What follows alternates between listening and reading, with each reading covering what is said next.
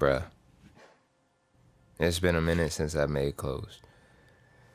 I don't think it's because I lost interest in it, which I do lose interest in things, but I think I just stepped away because I just needed distance. I needed to remember why I started in the first place. I remember having this dream.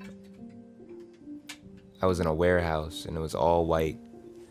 Kind of like that scene from Bruce Almighty where he meets Morgan Freeman.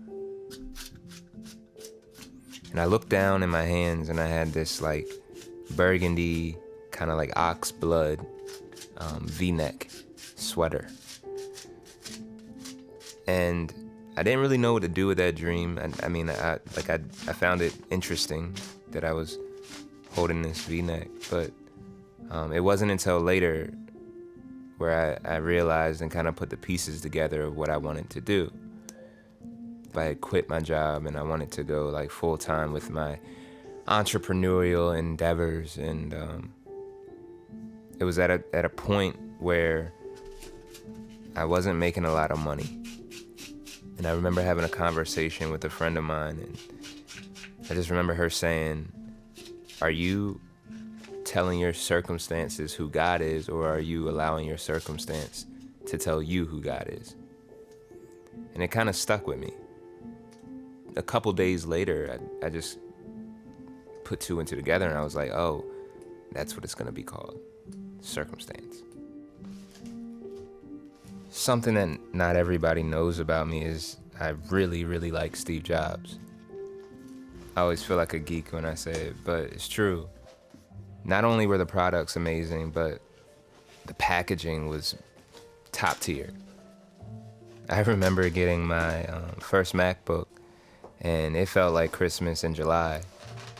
And when I opened it, it was perfectly nestled inside of this cutout. And underneath of that was another cutout that held the charger cord just right. It was a perfect fit. It was tailored. And to me, it made that moment magical. I always wanted to do that with my own stuff. I feel like it matters because it's the first moment that thing that you put into the world now belongs to somebody else. It's no longer yours, and it's the first time that they get to hold it.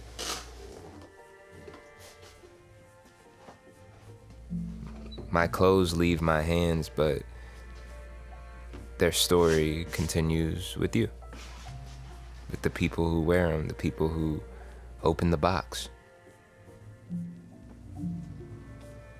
For that reason, I really try to put a lot of thought into it.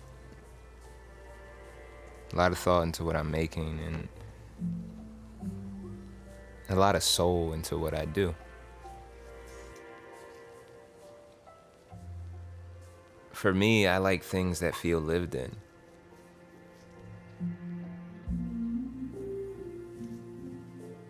If you ever see me in a store, the first thing I do with jeans, or really anything, but especially jeans, is I walk up and I touch them.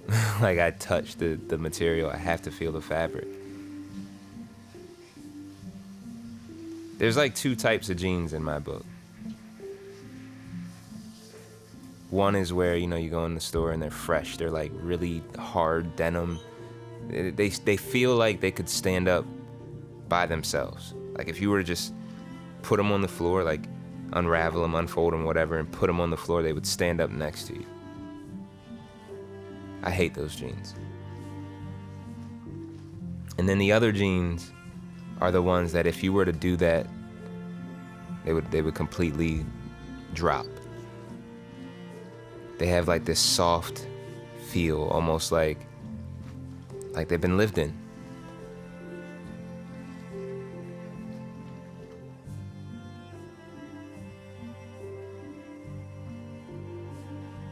See, I think when we wear clothes, and I literally mean when we wear them down, when we wear them,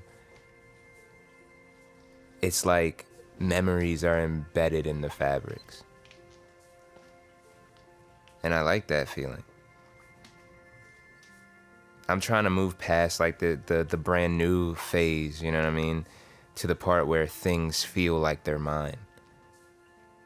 Where they feel lived in, you know, where they feel like they have a story.